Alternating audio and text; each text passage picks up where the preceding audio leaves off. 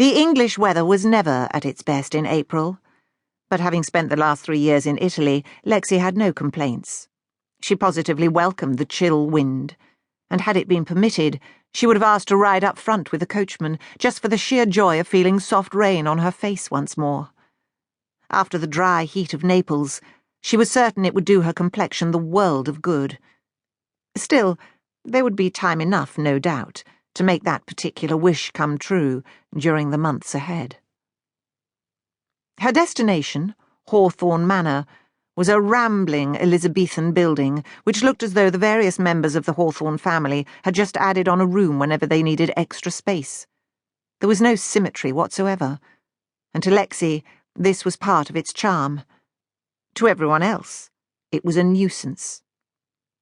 "You've no idea how the servants complain about the endless twists and turns in the corridors, not to mention all the unexpected little steps up and down the various parts of the house," her sister Margaret had told her the last time she visited, making a face which clearly showed that she agreed.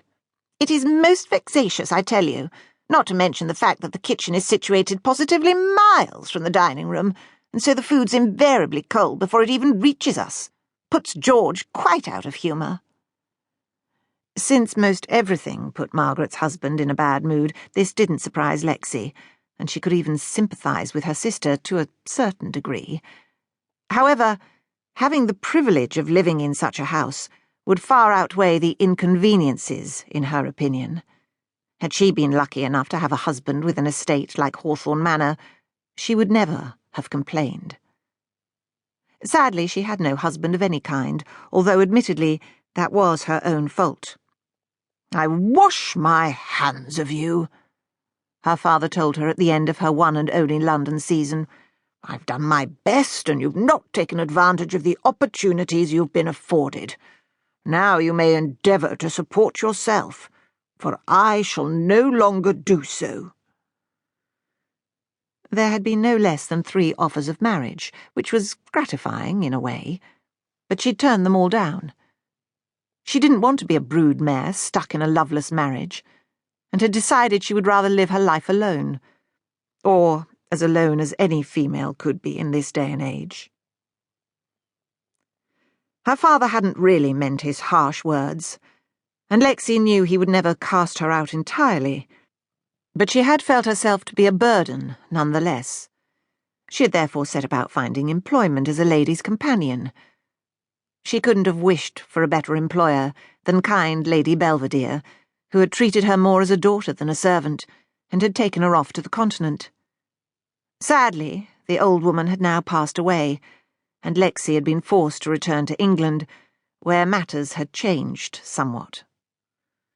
Her parents had both died in a carriage accident, and Sir Gerald's place, as head of the family, had been filled by her brother John, now Sir John, although Lexie refused to address him thus. "You may have twisted father round your little finger, Alexandra, but don't think you can do so with me," he told her almost immediately upon her arrival home. "I have my own family to think of, and I'm sorry to say there's no place for you here at Holloway Park. You have the small annuity father bequeathed to you, but I doubt you can live on that. However, I believe Margaret may have use for you, and I've informed her that she is to expect you within the next few days."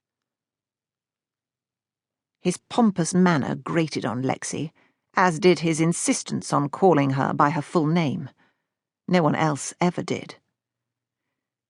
"I see. Am I not to be consulted about such an arrangement?" she inquired, trying hard to hold her temper in check. She had earned her own keep now for years, and had neither expected nor wanted to live off her brother's charity. "What if I have found another position to supplement my income?" John frowned. "Well, if you have, it's a deuced nuisance. It's your duty to help your family in the first instance, and Margaret's been nagging at me for ages to provide her with assistance." Lexie thought to herself that Margaret had probably meant the financial kind, since her husband was forever in debt due to excessive gaming. But John either didn't want to acknowledge this, or he was being obtuse. He also clearly